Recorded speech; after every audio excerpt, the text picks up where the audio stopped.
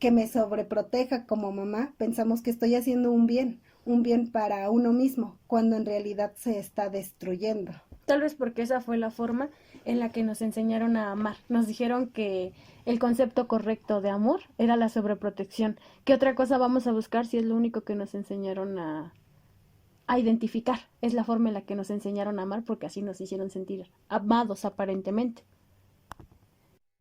El siguiente grado de conciencia es el preconsciente. Son aquellos recuerdos que guardamos o dejamos atrás, los cuales se hacen presentes cuando hay algún estímulo. Un ejemplo de esto, voy a ser un poquito más específica, con algo más personal de algún conocido, es que por ejemplo esta persona a una pequeña edad, que es de 4 o 5 años, el padre pierde un brazo en una fábrica. Posterior a esto, el dolor que él tenía lo transmite o se refugia en el alcohol. Cuando él se refugia en el alcohol, se refugia en malas amistades, ya no provee su casa, XXY. Entonces, la madre lo que hace, ya no soporta como ver a su pareja de esta forma y empieza a golpearlo, a sacarlo de la casa, y posteriormente el señor, en alguna de estas fiestas que el señor tuvo, fallece, fue atropellado. Fue algo muy traumático para la familia. El pequeño, con tan solo 4 o 5 años aproximadamente, al día de hoy ya es un joven. A la hora de que esta persona simplemente huele el alcohol, para él le representa sinónimo de asco, náusea, un poco de miedo, no sabe como tal expresar lo que realmente siente. Entonces queremos indicar aquí que el alcohol es sinónimo de violencia. Otro recuerdo que, que podemos dar como ejemplo sería, no sé, en mi caso sería el chocolate, ¿no? Tal vez algún recuerdo bonito al oler el chocolate, pues recuerda a hogar, recuerda a algo acogedor. Entonces, esto es del preconsciente, que está allí en un área de la memoria en donde lo hacemos pues ya consciente, ¿no? No sé si alguien ha tenido algún perfume cuando alguien lo tiene y pasa alguna persona y inmediatamente te acuerdas de esa persona. Bueno, ¿esto a qué me lleva? ¿No? Es un recuerdo que tengo de la infancia, que esto del chocolate, de sentirlo como acogedor, pues era porque mi papá lo hacía. Mi papá cada vez que, que me daba chocolate me abrazaba y yo me sentía segura. Entonces yo lo relacioné tal vez con un buen chocolate, al olerlo, incluso al tomarlo, pues a este cariño de mi padre. Por ejemplo, aquí también podemos encontrar los actos fallidos. ¿Qué son estos? Son acciones que llevamos a cabo, pero que no somos totalmente conscientes del por qué lo hacemos. Guiños del inconsciente a la realidad. No son acciones de las que no estamos seguros del por qué lo hacemos. Solo sucede, no podemos explicarlo, repito, como los actos fallidos. Aún desconocemos el proceso del olvido. No sabemos de qué manera el cerebro elige qué recordar y qué olvidar, pero el preconsciente oculta cosas que de alguna manera nos permite ver de vez en cuando.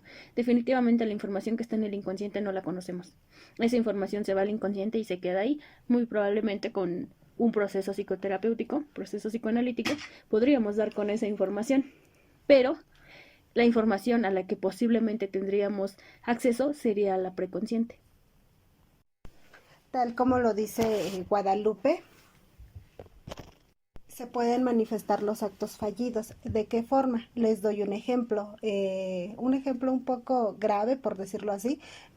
Supongamos una señora que en estos momentos ya vive sola porque sus hijos ya se independizaron. Ella tiene esa necesidad de que de ser atendida, de que sus hijos le presten atención, que aún la visiten. Entonces, ¿qué es lo que hace?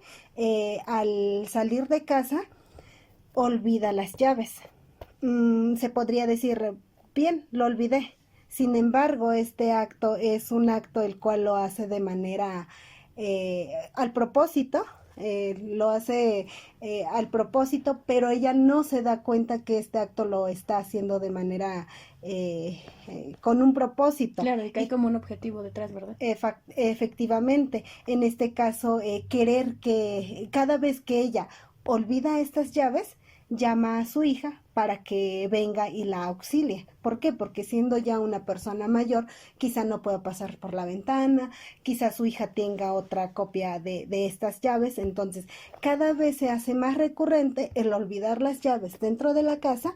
¿Para qué? Para que de esta forma vaya la hija a auxiliarla y de esta forma ella pueda tener un acercamiento a ella. Estos son los actos fallidos. Muy bien, ahora vamos a hablar sobre el consciente.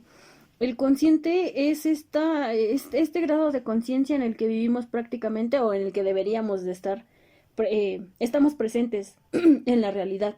Estamos, no quiero decir conscientes, pero sí estamos ubicados en el momento en el que nos encontramos dentro de la realidad. Es decir, estoy consciente de las personas con las que me encuentro, del tema del que estoy hablando. Se podría decir que es un puente, un puente el cual es el medio por el cual se transportan estos recuerdos para llegar a esa realidad que vive el individuo. Sí, por ejemplo, es un medio tanto de entrada como de salida, es decir, a través de los estímulos podemos introducir información por parte del consciente. El consciente identifica estos estímulos, genera tal vez el recuerdo de acuerdo a la percepción, lo envía al preconsciente, continúa con el proceso y pues ya ahí se da el proceso de selección, o lo olvidamos, o lo conservamos en el preconsciente, o lo mantenemos totalmente consciente. Repito, desconocemos cómo se da el proceso de selección, pero suponemos tal vez que algo fundamental para este proceso de selección son las emociones, que tanto impacta emocionalmente este elemento, este estímulo, como para decidir si se queda o se va al inconsciente.